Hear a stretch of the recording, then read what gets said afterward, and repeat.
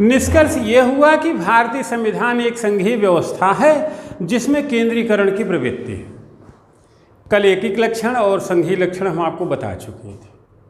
ऐसे भी कह सकते हैं कि हमारा संविधान एकात्मकता और संघीय व्यवस्था का अद्भुत मिश्रण है। संघीय लक्षण, एकीक लक्षण कल हम आपको बता चुके थे। ऐसी ही बातें राजस्थान राज्य बनाम भारत संघ विवाद में सुप्रीम कोर्ट भी कहता है।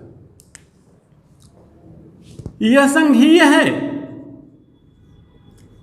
यह परिसंघीय है, यह अर्ध परिसंघीय है, कोसी फेडरल, यह द्विस्वभावी है।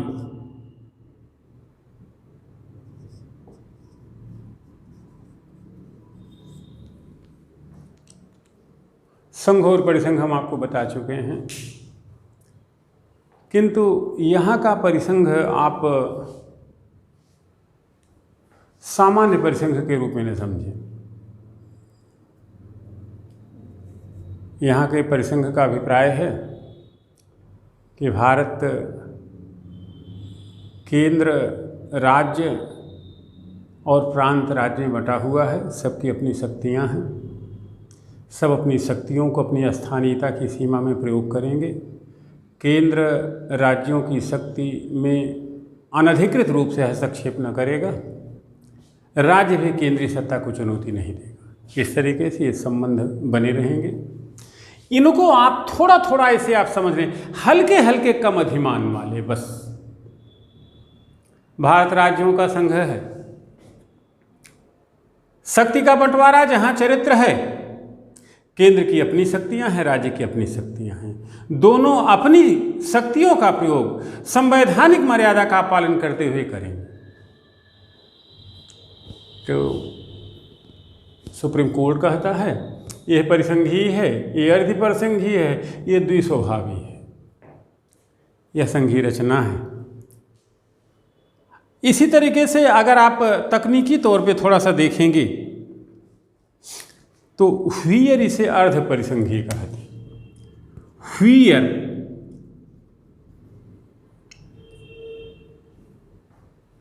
व्हीयर की दृष्टि में यह अर्ध परिसंघीय है। ऑस्टिन इसे सहकारी परिसंघ कहते हैं। सहकारी परिसंघ ऑस्टिन।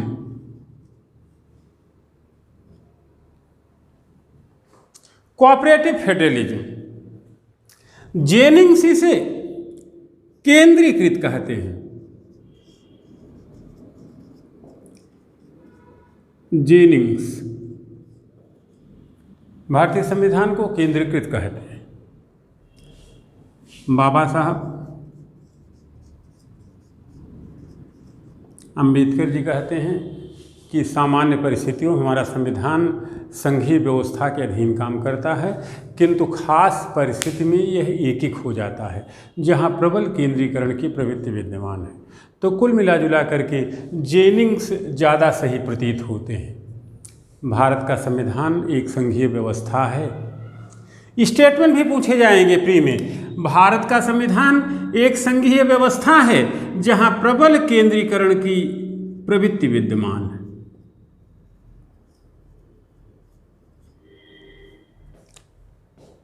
तो सुप्रीम कोर्ट कहता है यह परिसंघीय है, यह अर्ध परिसंघीय है, यह द्विस्वभावी।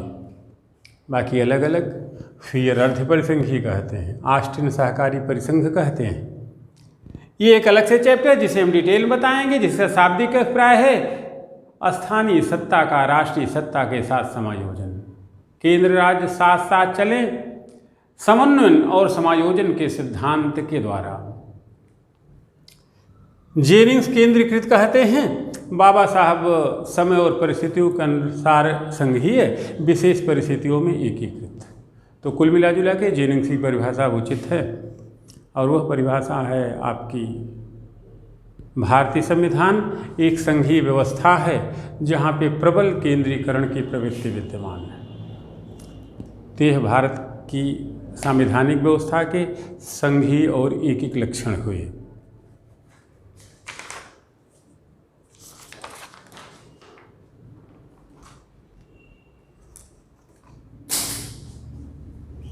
तो निरपेक्ष अध्ययन कहता है कि भारतीय संविधान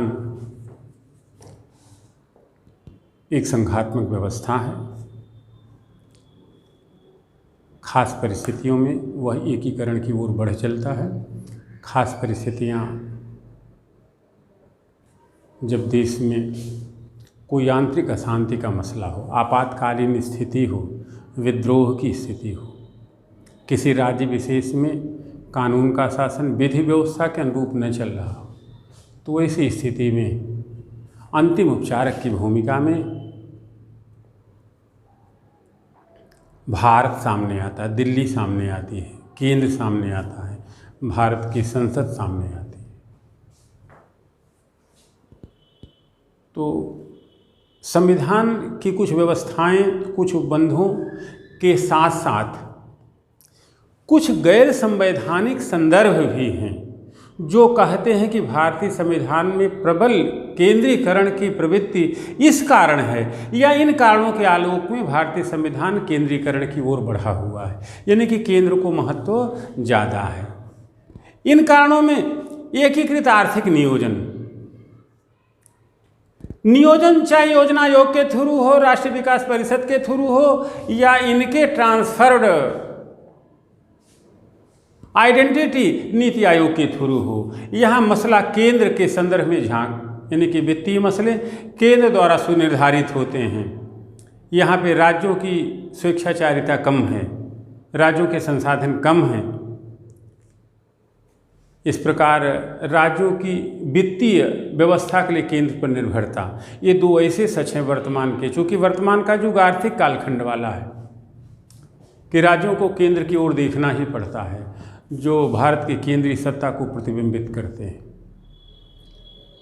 यानी कि संवैधानिक कारणों के अलावा ये गैर संवैधानिक कारण हैं जो केंद्र को प्रबल बनाते हैं। इसके बाद बाह्य सुरक्षा और राष्ट्रीय आपदा के समय की स्थिति केंद्र सरकार के महत्व की होती है। नेक्स्ट पॉइंट, नागरिक सुरक्षा और शांति व्यवस्था स्थापित करना भी अंततः केंद्र राज्य की जिम्मेदारी होती है। और फाइनली संकटकालीन शक्तियाँ केंद्र राज्य में केंद्रीभूत है। हम 352 से 360 की चर्चा कर रहे हैं। तो कुछ ऐसी बातें हैं जो भारतीय संविधान के गैर संवैधानिक लक्षण हैं और जो भारतीय संविधान की गैर संवैधानिक केंद्रीय प्रभुता का प्रतिबिंबन करते हैं। तो कुल मिला जुला करके भारत का संविधान प्रबल केंद्रीकरण की ओर, संघात्मक शासन को मानते हुए। तो अब इतना तय हो गया कि केंद्र है, राज्य हैं, यानी कि दिल्ली है, देहरादून है, भुवनेश्वर है, कोलकाता है, सबकी अपनी प्रभुसत्ताएं हैं, सबकी अपनी सीमाएं हैं, सबके अपने दायित्व हैं और अपनी स्थानीयता की सीमा में जनता के हितों के लिए कोई कानून बनाने में समर्थ हैं। राज्य अपनी सीमा में, इसी धरातल पे भारतीय संविधान में राज्य सूची, समवर्ती सूची और केंद्रीय सूची की रचना की गई है। साधारण नियम यह है कि केंद्र सूची के विषय में कानून बनाएगा, राज्य सूची के विषय में कानून बनाएगा और कुछ मसले ऐसे होंगे जहां पे केंद्र और राज्य एक साथ काम करेंगे, जैसे समवर्ती सूची का मसला कहा जाए। लेकिन सामान्य तौर विधि व्यवस्थापन से जुड़ा हुआ मुद्दा, कानून के शासन से जुड़ा हुआ मुद्दा या राज्य के अंदर कानून का शासन, विधि व्यवस्था, लॉ एंड ऑर्डर के धरातल पे चल रहा है कि नहीं चल रहा है, यह काम प्रत्यक्षतः राज्य प्रशासन का है। यहाँ पे केंद्रीय सत्ता को हस्तक्षेप करने का न्यून मसला बनता है, कम मसला बनता है। बहुत ही नामुकम्मल स्थिति में जब ऐसा लगे कि कानून का शासन चेन्नई में फेल हो रहा है, राज्य सरकार असमर्थ है विधि व्यवस्था के अनुसार सत्ता चलाने में, तो केंद्र राज्य हस्तक्षेप कर सकता है। तो सामान्यतः केंद्र राज्य की अपनी प्रभुसत्ताएं हैं, अपनी सीमाएं हैं और दायित्व निष्पादन के तौर तरीके हैं। अब सवाल होता है कि दायित्व तय हैं संविधान द्वारा, सीमाएं भी तय हैं, तब समस्याएं कहाँ हैं? आमतौर पर तो समस्याएं नहीं हैं, क्योंकि 74 वर्षीय परिपक्व लोकतंत्र की कहानी कुछ तो कहती है कि बिना शक्तिमत्ता, हिंसा, रक्तक्रांति के इतर भारत में सत्ता का हस्तांतरण होता रहा है, जो भारतीय लोकतंत्र के प्रगल्भ, प्रभुत्वपूर्ण, मजबूत, परिपक्व लोकतंत्र की कहानी कहते हैं। आपातकाल की कुछ काली रातों को छोड़ दिया जाए तो भारतीय लोकतंत्र एक शिशु के रूप में 1947 की भोर में जो पनपा था, उत्तरोत्तर वटवृक्ष के रूप में आपके सामने। फिर भी कहीं कहीं कुछ दिक्कतें हैं, खासतौर पर कुछ राज्यों से, जैसे तमिलनाडु है, पश्चिम बंगाल है, जम्मू कश्मीर का मसला तो अलग टाइप का है।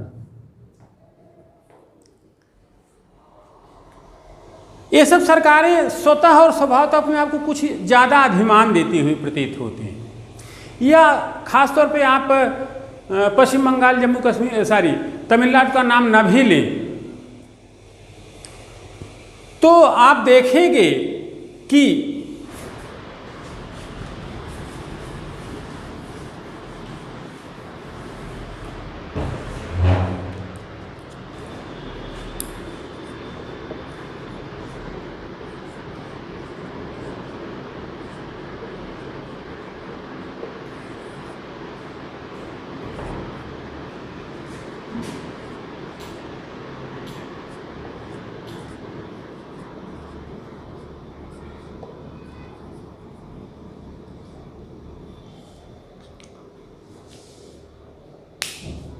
तो संघीय शासन व्यवस्था में केंद्र और राज्य के बीच शक्तियां बटी हुई, दायित्व तो सुनिश्चित हैं, इसके बावजूद भी कभी कभी अप्रिय स्थितियां पैदा होती हैं। जैसे 1998 में जब अटल बिहारी वाजपेयी जी दोबारा सत्ता में आए, 13 दिन की सरकार के बाद, तो गृहमंत्री बने लाल कृष्ण आडवाणी जी। तो उन्होंने पहली बार हिम्मत जुटा के पश्चिम बंगाल में एक निगरानी दल भेजा, यह मानते हुए कि पश्चिम बंगाल में विधि व्यवस्था के अनुरूप शासन नहीं चल रहा है। तो पश्चिम बंगाल सरकार ने कोई भी सहयोग देने से इनकार कर दिया, यह कहते हुए कि यह पूरी तरीके से राज्य सरकार से जुड़ा हुआ मसला है, कि वह विधि व्यवस्था का मसला खुद से देखेगी, इसमें केंद्र सरकार को किसी भी तरीके के हस्तक्षेप का अधिकार नहीं है। अब आप केंद्रीय सत्ता का प्रतिबिंबन करने वाले, यह सच है कि राज्यों के पास अपनी प्रभुता है, राज्य अपनी सीमा में अपने राज्य में अधिवसित जनता के हितों के बारे में कोई निर्णय ले सकते हैं, कोई रूल रेगुलेशन बना सकते हैं, कोई नियम बना सकते हैं, और उनके सेहत और स्वास्थ्य की जिम्मेदारी राज्य की है। संदर्भित छात्र में राज्य में कहीं भुवनेश्वर की, कहीं कोलकाता की, कहीं लखनऊ की, कहीं देहरादून की, कहीं शिमला की, जो भी जैसे। किंतु अनुच्छेद 249 क्या कहता है, किंतु अनुच्छेद 256 क्या कहता है, अनुच्छेद 257 क्या कहता है, 355 क्या कहता है, 356 क्या कहता है। अनुच्छेद 249 कहता है कि सामान्य परिस्थितियों में भी केंद्र राज्य यानी कि संसद को यह अधिकार है कि राज्य सूची के विषय में कोई कानून बना सकता है। वस्तुतः यही तो केंद्रीय सत्ता का प्रतिबिंबन है। और अनुच्छेद 256-57 कहते हैं कि यदि राज्य में विधि व्यवस्था के अनुरूप शासन न चल रहा हो तो राज्य चाहे तो कोई जरूरी दिशा निर्देश जारी कर सकता है कि आप केंद्रीय आदेश का अनुपालन करें। 355 कहता है कि यदि कानून का शासन राज्य के भीतर फेल हो गया हो तो केंद्र राज्य अपना निगरानी दल या निगरानी समिति भेज करके परिस्थितियों का जायजा ले सकती है, जानकारी प्राप्त कर सकती है। यदि उस निगरानी दल की रिपोर्ट में वास्तव में राज्य की विधि व्यवस्था फेल है तो 356 प्रभाव में आएगा, यानी कि आपातकाल लागू हो सकता। तो ऐसी स्थिति में संवैधानिक प्रश्न उठते हैं। हम पश्चिम बंगाल, तमिलनाडु, महाराष्ट्र, उत्तर प्रदेश की बात नहीं, हम केवल इतनी बात करेंगे। यदि कोई राज्य ऐसा कहता है तब तो यह संवैधानिक प्रश्न खड़ा हुआ कि क्या राज्य के अंदरूनी मैटर में केंद्र राज्य को हस्तक्षेप का अधिकार है भी कि नहीं, और है तो कितना, और फिर इन अनुच्छेदों का मतलब। वस्तुतः ज़्यादा डिटेल न करें तो सच्चाई यह है, भारतीय संविधान संघीय व्यवस्था को आत्मसात करते हुए केंद्रीकरण की ओर बढ़ता है। तो यदि वास्तव में तर्कसंगत रूप में राज्य में विधि व्यवस्थापन ठीक नहीं है तो केंद्र राज्य निगरानी दल और जांच समिति भेज सकता है। राज्य सरकार का यह दावा उचित नहीं माना जाएगा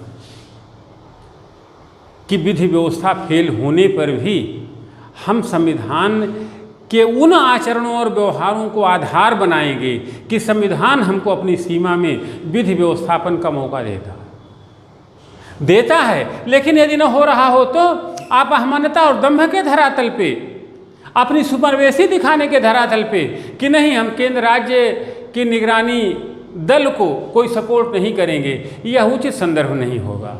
यह भारत के राज्यों का संघ कहने का उचित अर्थ नहीं होगा। वस्तुतः भारत को राज्यों का संघ कहने का यही तो उचित अर्थ है कि राज्य खास परिस्थितियों में राज्य की बेहतरी के लिए केंद्र को सहयोग दें और केंद्र से सहयोग लें। किंतु इस क्रम में केंद्र भी अनावश्यक तरीके से जबरदस्ती कानून के शासन, कानून की व्यवस्था के नाम पर राज्यों के अंदरूनी मामले में जब चाहे तब हस्तक्षेप नहीं कर सकता। यहाँ पे आप 356 को देख सकते हैं। वस्तुतः राज्यों को केंद्रीय प्रभुसत्ता के अधीन न चलने के कारण 356 की मार अतिरेक के रूप में झेलनी पड़ी है, खासतौर पर हिंदी भाषी बेल्ट। उत्तर प्रदेश, बिहार, राजस्थान, मध्य प्रदेश, हरियाणा में कब आपातकाल लग जाए कांग्रेस की हुकूमत कुछ ठीक ही नहीं है। आपको यह भी याद होता एक ही दिन 4 भाजपा नीति सरकारें सस्पेंड कर दी गई। अलग बात है कि सुप्रीम कोर्ट के आदेश पर उन्हें बहाल किया गया। तो ये सब चीज़ें वस्तुतः केंद्र और राज्य के संबंध समायोजन और सहयोग परकता पर होनी चाहिए, आपसी समझ पर होनी चाहिए कि केंद्र राज्य के मसले में तब हस्तक्षेप करे जब वास्तव में राज्य में विधि व्यवस्था फेल हो, अपनी अहमनता की पुष्टि के लिए नहीं। और राज्यों को भी ऐसी स्थिति में केंद्र का पूरा सहयोग करना चाहिए। यही भारत के संघीय और एकीक संविधान के अद्भुत मिश्रण होने का सही अर्थ हो। तो इस प्रकार किसी सिरफिरे राजनेता का यह कथन, किसी सरकार का यह कथन कि केंद्र सरकार हमारे अंदरूनी मैटर में जांच दल या निगरानी दल नहीं भेज सकता है, यह उचित बात नहीं है। जब केंद्र को यही नहीं पता होगा कि राज्य में मसला किस मुकम्मली के धरातल पर चल रहा है, तो केंद्र अपने दायित्व का निर्वहन कैसे करेगा। ध्यान रहे, भारत की प्रपीड़ित जनता अंतिम उपचारक की भूमिका में दिल्ली का रुख करती है, कोलकाता, भुवनेश्वर, लखनऊ, चेन्नई, बेंगलुरु और बॉम्बे का नहीं। इसी क्रम में हमारी प्रशासनिक, न्यायिक और विधायी व्यवस्थाएं हैं। तो कुल मिला जुला करके अपेक्षा ये होनी चाहिए कि राज्य अपने दायित्व समझें और राज्य सूची के विषयों के अनुसार व्यवस्था चलाएं, विधि व्यवस्थापन से जुड़ें, कानून का शासन चलाएं। यदि ऐसा न हो तो केंद्र सरकार उसमें हस्तक्षेप करके सहयोगपरक मूलक के धरातल पे समस्याओं का निदान और निस्तारण कराए, जिससे राज्य की व्यवस्था भी चले सुचारू रूप से। और केंद्र मनमाने ढंग से अनुच्छेद 356 का प्रयोग न करे। सरकारी आयोग द्वारा बताई गई रिपोर्ट का सम्मान करे। सरकारी आयोग माननीय न्यायमूर्ति जस्टिस रणजीत सिंह सरकारिया की 1987 में बनाया गया केंद्र राज्य संबंधों का एक आयोग था, जो इस पर खासी चर्चा की कि 356 का प्रयोग कैसे और किस रूप में होना चाहिए, जिसकी चर्चा भी हम नहीं करना चाहेंगे। फिलहाल केंद्र और राज्य के संबंध सहयोगपरकता के होने चाहिए, एक दूसरे की अंदरूनी स्थितियों को समझने के होना चाहिए, क्योंकि अंततः राज्य का विकास केंद्र राज्य की जिम्मेदारी है, जिससे भारत विकास के पथ पर आगे बढ़े और हमारी केंद्रीय सत्ता और भारत संप्रभु देश के रूप में चिन्हित हो।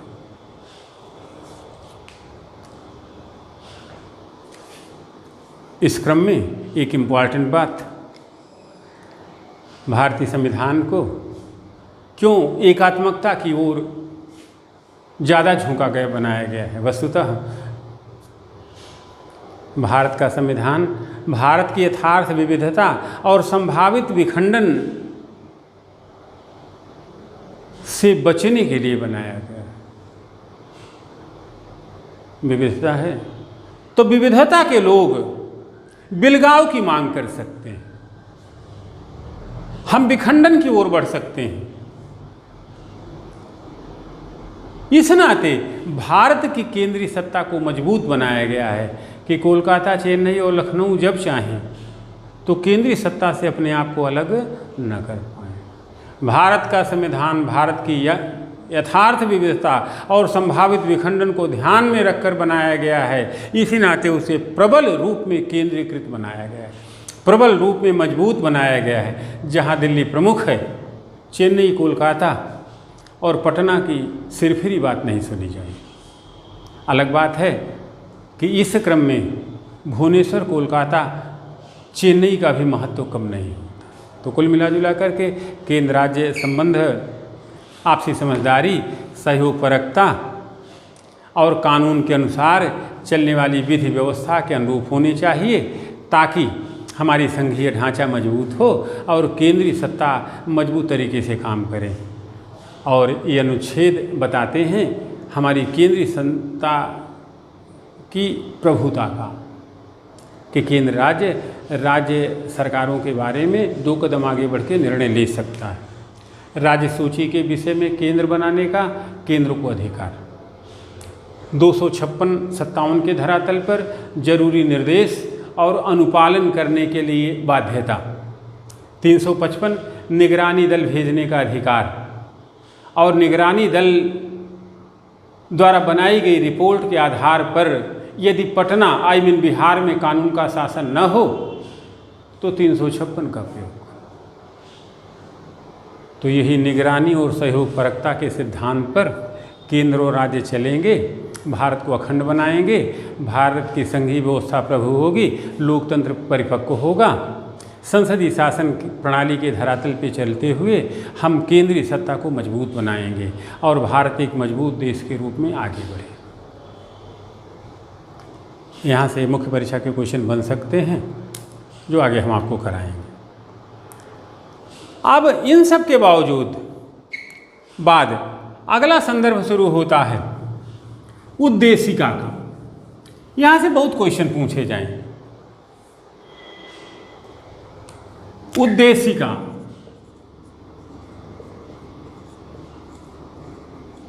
प्रियम्बुल,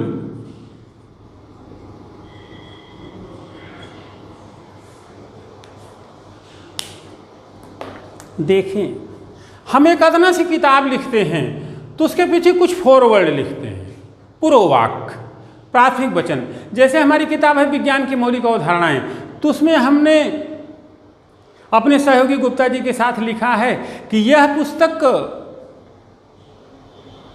तथ्य के आधार पर आपके लिए उपादेयी होगी, ये हमारी आश्वस्ति का कारण नहीं है, किंतु अवधारणाएं स्पष्ट हो जाएंगी, आप स्पष्ट रहिए। यानी हमारी किताब पढ़ी जाए तो ब्रह्मांड को समझने के लिए, मैकेनिक्स को समझने के लिए, जेनेटिक इंजीनियरिंग नैनोटेक को समझने के लिए, कुछ फैक्ट कि विटामिन सी की कमी से कौन सा रोग होता है, डी की कमी से क्या रोग होता है, इसके लिए नहीं। भोजन पचता कहाँ ज़्यादा है, कौन सा एसिड बनता है, इसके लिए नहीं। पृथ्वी गोल है किसने कहा, इसके लिए नहीं। तो वैसे अब भारतीय संविधान तो बड़ी रचना है, बड़ा कृत्य है, जो 135 करोड़ के लोगों के भाग्य का निर्णय करेगी। तो इसी नाते जब भारतीय संविधान बना तो एक प्रस्तावना लिखी गई, और वह प्रस्तावना वस्तुतः भारत की जनता की भावना है, भारत की जनता की आत्मा है, भारत की जनता की समझ है, भारत की जनता का हृदय है। कुल मिला जुला करके भारतीय जनता उसी में समाई हुई है। भारतीय संविधान की शुरुआत शुरू होती हमसे। We the people of India, हम बहुत कुछ कहता है, इसकी चर्चाएं 2 दिन में 3 दिन में लगातार होती रहेंगी। अब यहाँ नर नारी का भेद नहीं रहा, शोषक शोषित का भेद नहीं रहा, मालिक नौकर का भेद नहीं रहा, जाति धर्म क्षेत्र की संकीर्णता नहीं रही, ऊंच नीच का भेद नहीं रहा, सब समान हैं। यही कहता हम। अगर इस हम शब्द के अर्थ को समझ लिया जाए तो आगे 395 अनुच्छेद में लिखी बातें, 22 भाग में लिखी बातें, 12 अनुसूचियों में लिखी हुई बातें का कोई मर्म और महत्व नहीं रहे, कोई ज़रूरत नहीं रहेगी। वो कागज़ पे लिखे हुए कुछ अल्फाज मात्र होंगे। अगर हमको समझ लेते हैं तो हमको हम समझते ही हिंदू मुस्लिम के बीच का भेद मिट जाएगा, अल्पसंख्यक बहुसंख्यक का इस चीज़ का कोई अर्थ नहीं होता है होगा कि हम नॉर्थ ईस्ट में रहते हैं, कन्याकुमारी में, सब एक है। कश्मीर से कन्याकुमारी तक, बंगाल की खाड़ी से कच्छ की रण तक भारत एक है, ऐसा ध्वनित होगा हमसे। इसकी चर्चा आगे डिटेल करेंगे। तो हम भारत के लोग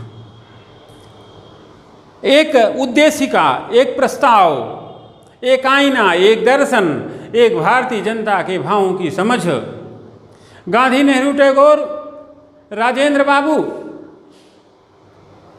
बाबा साहब, डॉक्टर भीमराव अम्बेडकर और भारत की जनता की भावनाएं इसी में समाहित हैं। इसी में कबीरी रहस्य है, तुलसी का लोक मंगल है, समन्वय का सिद्धांत है, पंत का प्रकृति प्रेम है, रामचंद्र शुक्ल के मनोभाव और मनोविज्ञान है, टैगोर का विश्व प्रेम है, गांधी की अहिंसा और अछूतोद्धार है। इसके अलावा कुछ नहीं, जो कुछ है इसी में है। हम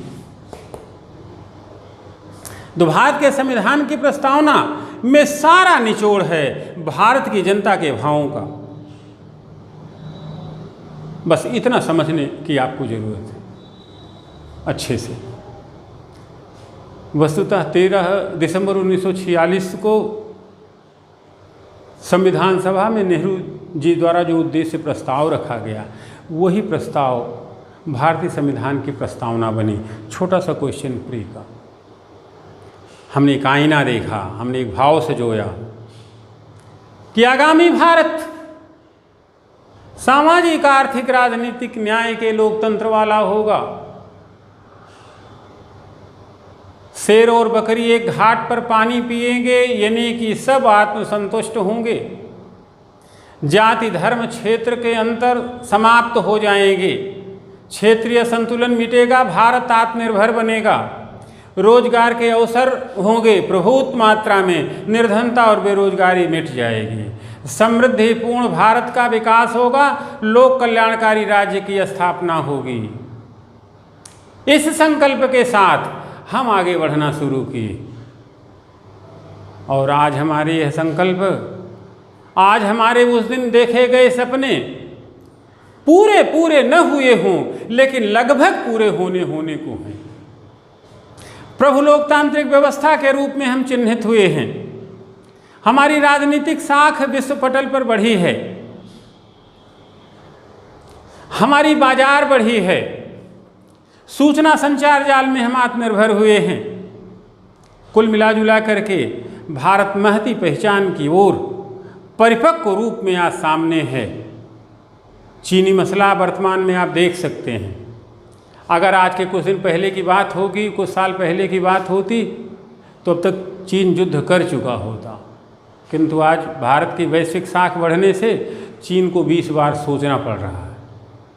अलग बात है कि हो सकता चीन से युद्ध करने में हम जीत न पाएँ, लेकिन चीन युद्ध करेगा तब तो चीन भी युद्ध करने की स्थिति में नहीं है। यह हमारी बढ़ती पहचान के कारण है और यह भारतीय संविधान की प्रस्तावना में छिपी हुई भाव और भावना को समझने के कारण है। तो उद्देश्य प्रस्ताव जो 13 दिसंबर 1946 को नेहरू जी द्वारा संविधान सभा में प्रस्तुत किया गया, इसे प्रत्येक विद्यार्थी को याद होना चाहिए। ये कभी कभी इंटरव्यू में पूछा जाता है और यही उद्देश्य प्रस्तावना के रूप में 22 जनवरी 1947 को मान लिया गया। प्रस्तावना वस्तुतः इस प्रकार दी गई: हम भारत के लोग भारत को एक संपूर्ण प्रभुत्व संपन्न समाजवादी पंथ निरपेक्ष लोकतांत्रिक गणराज्य बनाने के लिए तथा उसके समस्त नागरिकों को सामाजिक आर्थिक व राजनीतिक न्याय, विचार अभिव्यक्ति विश्वास, धर्म व उपासना की स्वतंत्रता, प्रतिष्ठा व अवसर की समता प्राप्त कराने के लिए तथा उन सब में व्यक्ति की गरिमा तथा राष्ट्र की एकता व अखंडता सुनिश्चित कराने वाली बंधुता बढ़ाने के लिए दृढ़ संकल्प होकर आज अपनी संविधान सभा में आज तारीख 26 नवंबर 1949 ब्रैकेट मिति मार्गशीर्ष शुक्ल सप्तमी संवत 2006 विक्रमी को एतद् द्वारा इस संविधान को अंगीकृत अधिनियमित और आत्मार्पित करते हैं। ध्यान रहे, हमारी मूल प्रस्तावना में समाजवादी, धर्मनिरपेक्ष या पंथ निरपेक्ष शब्द नहीं थे। इसे 42वें संविधान संशोधन द्वारा 1976 में जोड़ा गया। समाजवाद और पंथ निरपेक्षता, 42वां संविधान संशोधन 1976।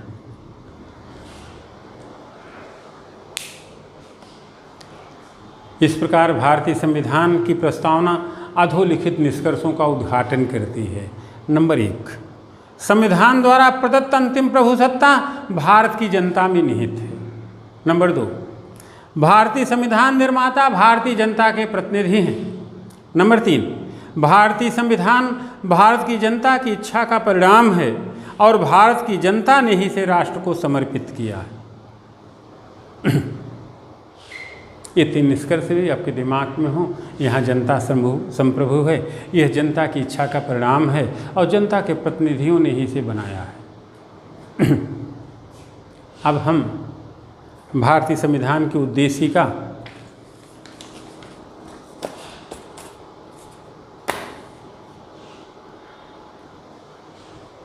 के पीछे छिपे हुए दर्शन को समझने की चेष्टा करें।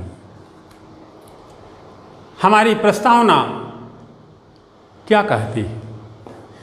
तो पहले हम शब्द की व्याख्या करते हैं।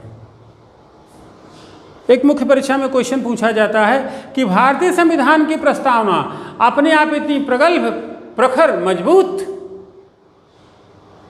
और पूर्ण है कि यदि उसके अर्थ को आत्मसात कर लिया जाए तो जो कभी कभी संविधान के समीक्षा की बात आती है वह और संशोधन होते रहते हैं, इनकी तो जरूरत ही नहीं पड़ेगी।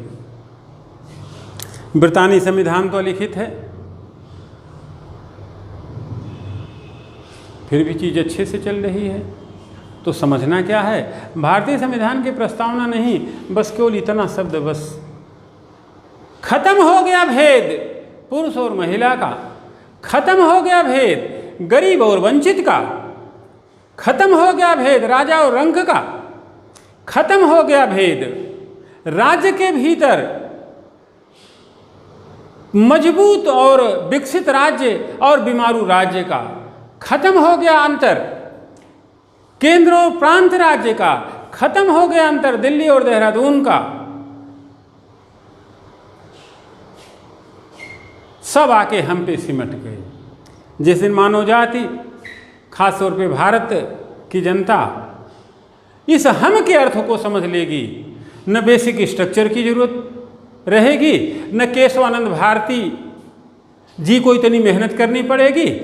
अब वो जहाँ होंगे और सुख और शांति से जी सकेंगे, और न समीक्षा की जरूरत पड़ेगी न संशोधन। भारतीय संविधान की प्रस्तावना स्वयं में इतनी पूर्ण है, यदि उसके अच्छे अर्थ को, तर्कसंगत अर्थ को समझ लिया जाए तो संशोधन और समीक्षा की जरूरत नहीं। क्योंकि यह कहने के बाद कहते हैं न, सब जन्म मुझी से पाते हैं, सब लौट मुझी में आते हैं, यह देख जगत मुझ में लय है, यह देख सकल मुझ में लय है। वो कृष्ण की लाइनें आप दुर्योधन संवाद के समय सुने होंगे ना, तो सब इसी हम में आके यही हैं योगेश्वर। दुर्योधन रण ऐसा होगा फिर कभी नहीं जैसा होगा। तो ये है हमको समझ लें, टेंशन खत्म। अब आप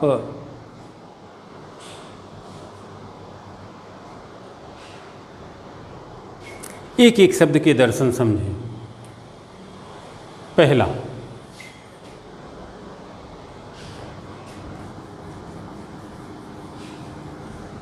प्रस्ताव में लिखी हुई बातों का डिटेल देखिए कितना मिनट हुआ।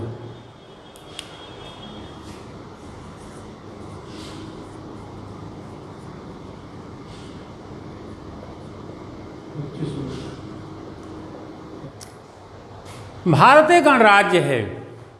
अब गणराज्य का क्या मतलब है? गण, जन। भारत राज्य का अध्यक्ष एक निर्वाचित राष्ट्रपति है।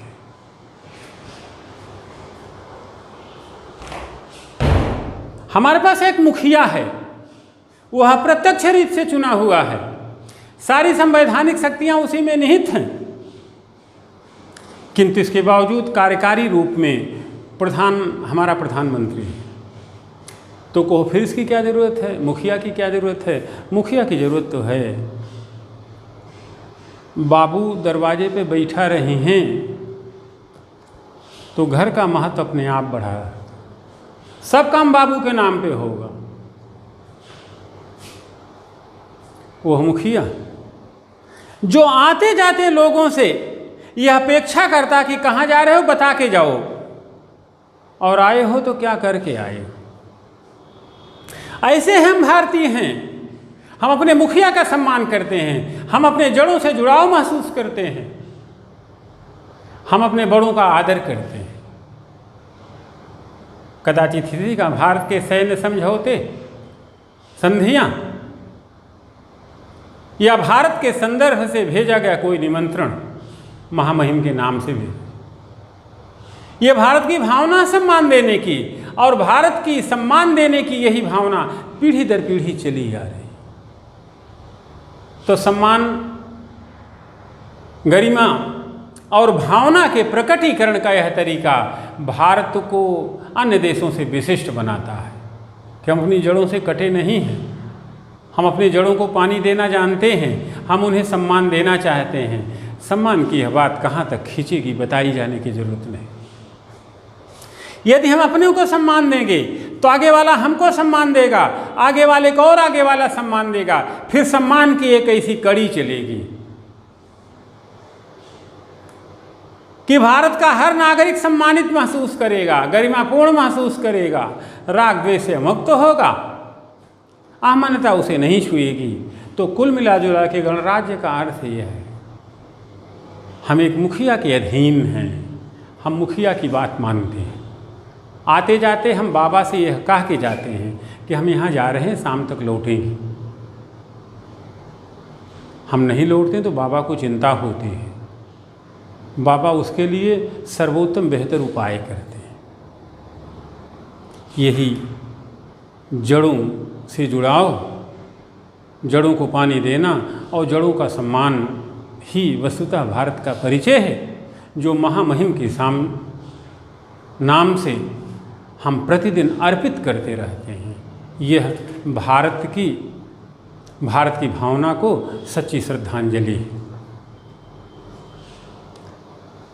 दूसरा पॉइंट, यह धर्मनिरपेक्ष राज्य है।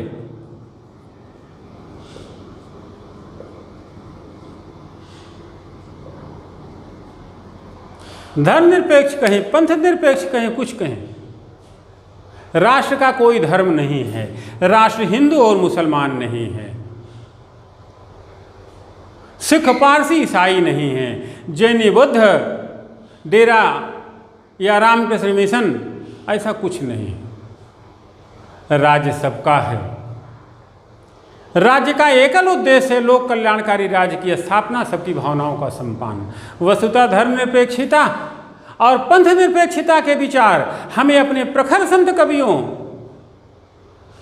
गांधी, दादू, नानक, दयाल से मिले हैं। यह गांधी और राम की धरती है, जो अपने खून और पसीना से देश को सोचा है। यहाँ पे कोई भेद नहीं स्वीकारा जाएगा। राज्य किसी का पक्षकार नहीं है। राज्य किसी को लाभकारी स्थिति में डालने का उद्देश्य नहीं रखता है। कुल मिला जुला करके हमारे गणराज्य में, राज्य क्षेत्र में बसने वाले प्रत्येक व्यक्ति, वह जो कोई भी हो, एक एक संख्या मान के धरातल पर सबको सम्मान दिया गया है। अपनी अभिव्यक्ति का, अपनी पूजा अर्चना का, पाठ पढ़ने का, सलाम करने। यह कहा जाता है धर्मनिरपेक्षता या पंथ निरपेक्षता भारत के प्रथम प्रधानमंत्री की विश्व राजनीति को और भारत की भावना के पोषण का सबसे बेहतर तरीका था, सर्वोत्तम रास्ता था, उत्कृष्टतम विकल्प था कि राष्ट्र का कोई धर्म नहीं है, वह किसी का पक्षकार नहीं है, वो किसी का लाभकारी स्थिति में डालेगा नहीं। किंतु इस क्रम में राष्ट्र का कोई धर्म नहीं है, यह बात पूरी सच नहीं है। राष्ट्र का एक धर्म है, वह है लोक कल्याण। और लोक में सब आ जाते हैं। इसे कहते हैं पंथ निरपेक्षता या धर्मनिरपेक्षता। हमारी पंथ निरपेक्षता गतिशील है, जो तर्कसंगत तरीके से हमें आगे बढ़ने की कहती है। हम अपने देश के किसी धर्म या विश्व के किसी धर्म से कोई देश और कलुष नहीं रखते हैं।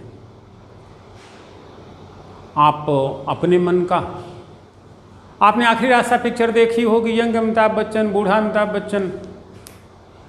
बूढ़ा अमिताभ बच्चन ऐसे ऐसे करता है, यंग अमिताभ बच्चन समझ नहीं पाता है कि क्या करें, तो बाप कहता है कि इससे का कोई मतलब नहीं है। अच्छी बात यहाँ की, जैसे कर पाओ वैसे पूजा कर लो, अर्चना कर लो। तो यह है हमारी धर्मनिरपेक्षता, पंथ निरपेक्षता। प्रत्येक नागरिक के विचारों का सम्मान। नेक्स्ट, भारत एक समाजवादी राज्य है। तीसरा पॉइंट,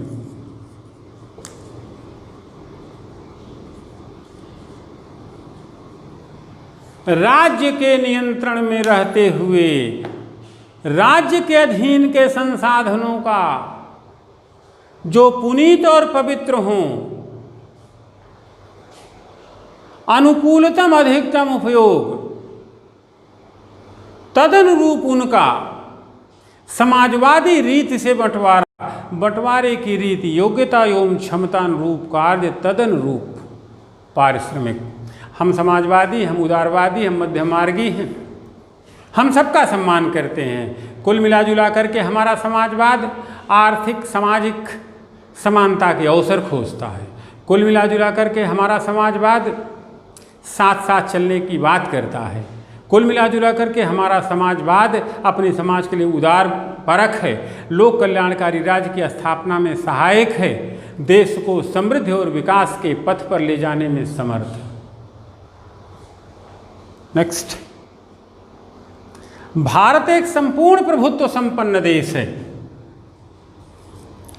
संपूर्ण प्रभुत्व संपन्न इसका मतलब होता है कि अपनी स्थानीयता की सीमा में निर्णय लेने की स्वतंत्रता। भारत गणराज्य, अभी चीन की बात आई, अमेरिका कह रही कि हम मध्यस्थता करेंगे, भारत कहता मध्यस्थता की आवश्यकता नहीं है, यह दो देशों जो पड़ोसी हैं उनके सीमावर्ती मसले हैं, भारत उसे अपने तरीके से सुलझा लेगा। भारत और चीन इतना समर्थ है, हम अपने संदर्भों का निर्णय लेने के लिए स्वतंत्र हैं। इसी कारण जम्मू कश्मीर के मैटर पर भारत किसी की मध्यस्थता स्वीकार नहीं करता है। इससे कदाचित हमारी संप्रभुता पर चोट पहुँचेगी, हमारे निर्णय लेने की स्वतंत्रता बाधित होगी, हमारे विवेक की स्वतंत्रता कहीं न कहीं कमज़ोर पड़ेगी, जो नेहरू जी के खास विचार। तो अपनी विवेक की स्वतंत्रता खोए हुए बिना अपनी स्थानीयता की सीमा में निर्णय लेने की स्वतंत्रता रखते हैं। भारत के 32.8 लाख वर्ग किलोमीटर के क्षेत्रफल की परिधि में क्या होगा? यह हमारा निर्णय लेने का एकल अधिकार है। इसी को कहते हैं भारत की संप्रभुता। इसी को आगे भारत की जनता प्रभु संप्रभु है। ध्यान रहे, यह संप्रभुता जनता द्वारा ग्रहण किए गए उस संविधान का प्रतिफलन है जिसने इस संविधान का निर्माण किया है अपने प्रतिनिधियों के माध्यम से। यानी कि भारत का संविधान भारत की जनता की इच्छा का परिणाम है। इस नाते यदि जनिक इच्छाएं संविधान के उपबंधों से मेल न खाती होंगी, तुष्ट न होती होंगी, आकांक्षाएं कुछ और डिमांड करती होंगी, तो भारत का संविधान तदनुरूप लचीला और उदार दृष्टिकोण अपनाएगा। यानी कि जो कुछ होगा जनता के मन और विचार की, यहाँ किसी और की नहीं चले। इस नाते यहाँ पे जनता संप्रभु बताई गई है। नेक्स्ट, स्वतंत्रता, समानता और बंधुत्व। हम समान हैं, हम स्वतंत्र हैं और बंधुत्व हमारे खून में है। हमारे यहाँ नीतियों का अनुपालन इस तरीके से होगा जिससे लोगों को लगे कि यह समान रूप में सभी लोगों के लिए उपादेय हो। हमारे यहाँ व्यक्तियों की स्वतंत्रता का इतना ख्याल रखा गया है कि वो अपने व्यक्तित्व का विकास करने का पूर्ण अवसर पाएँ। बंधुत्व वैसा कि हमारी आपसदारी में किसी तरीके की खोट नहीं होगी। ऐसे तो हम हिंदू, मुस्लिम, सिख, पारसी, ईसाई पे बंटे हुए हैं, लेकिन अनुभव करके देखें भारत की आत्मा को। मान लो आप पैदल पैदल नेपाली फार्म से ऋषिकेश की ओर बढ़ रहे हैं। हम हरिद्वार में, इसमें उत्तराखंड में, आप अकेले हो, रास्ते का ज्ञान नहीं है, थके भी हो, तो हमारा पहाड़ का भाई ऐसा नहीं कि धन दौलत से बड़ा समृद्ध है, लेकिन अगर 10 कदम 20 कदम 1 किलोमीटर जाने के बाद आप थकान महसूस करते हो, भूख अनुभव करते हो, रास्ते के ज्ञान की अनभिज्ञता से प्रभावित होते हो, तो हमारा पहाड़ी भाई, हमारे पहाड़ के लोग, हमारे उत्तराखंड के लोग या हमारे किसी देश और क्षेत्र के लोग आपको 10 कदम आगे भी ले जाएंगे, भोजन भी कराएंगे। वे आपसे यह नहीं पूछेंगे कि आप किस जाति के हो, किस धर्म के हो, किस क्षेत्र के हो। इससे से बड़ा परिचय हमारी बंधुता का कुछ नहीं हो सकता है। अच्छी तरीके से जान लें, तू वसुधैव कुटुंबकम भारत की विशिष्ट पहचान है। नेक्स्ट, राष्ट्र की एकता और अखंडता।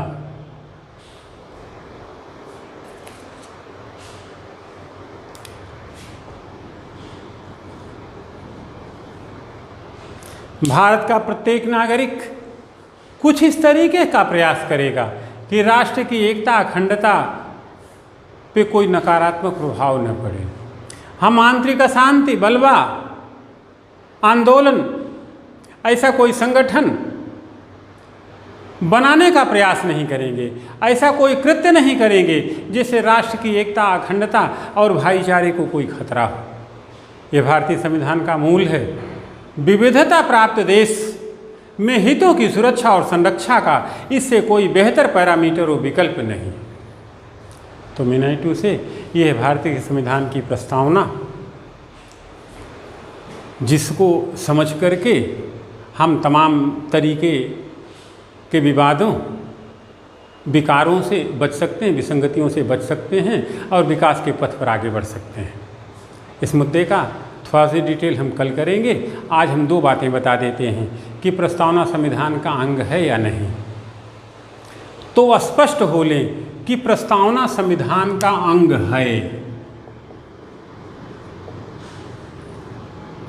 केशवानंद भारती मुकदमे में सुप्रीम कोर्ट भी यही मानता है कि प्रस्तावना संविधान का अंग है, किंतु बेरूबरी यूनियन विवाद में सुप्रीम कोर्ट कहता है कि प्रस्तावना संविधान का अंग नहीं है। यहाँ सुप्रीम कोर्ट के विचार थोड़े बदलते हैं। सुप्रीम कोर्ट कहता है कि एक मान्य राजनीतिक सिद्धांत है, न कोई शक्ति देता है न कोई शक्ति छीनता है। हाँ, अस्पष्टता के समय, भाषा स्पष्ट न होने के समय संविधान की प्रस्तावना कुंजी का काम तो करेगी, चाबी का काम तो करेगी, लेकिन प्रस्तावना संविधान का अंग है, यह सही बात नहीं है। राजनीतिक सिद्धांत पता है कि न कोई शक्ति देता है न कोई शक्ति छीनता है। तो बेरूबरी यूनियन का मामला कहता है कि प्रस्तावना संविधान का अंग नहीं है, किंतु केशवानंद भारती मुकदमा कहता है, मामला कहता है प्रस्तावना संविधान का अंग है। तो फिलहाल आप प्रस्तावना को संविधान के अंग के रूप में मानें। अगर टिक करना है तो अंग के रूप में करें, क्योंकि प्रस्तावना हमारी आत्मा है, आईना है, दर्शन है, भाव है, विचार है, हमारी संस्कृति है, हमारा बोल है। उसी पे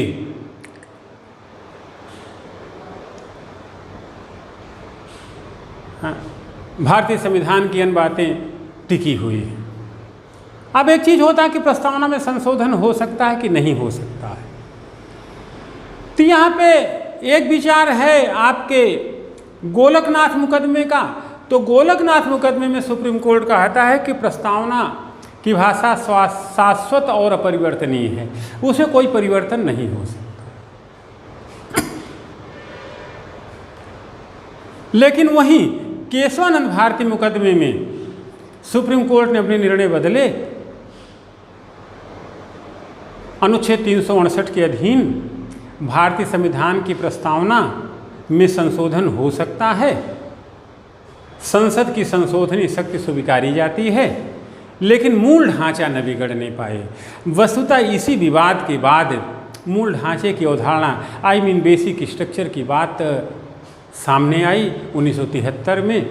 तो कल हम बेसिक स्ट्रक्चर की चर्चा करेंगे, कानून के शासन की चर्चा करेंगे, सत्ता के पृथक्करण की चर्चा करेंगे और भारतीय संविधान की प्रस्तावना के उस मर्म और महत्व की चर्चा कि अगर भारतीय संविधान की प्रस्तावना को अच्छे से समझ लें तो समीक्षा, संशोधन, इन सब की ज़रूरत नहीं पड़ेगी।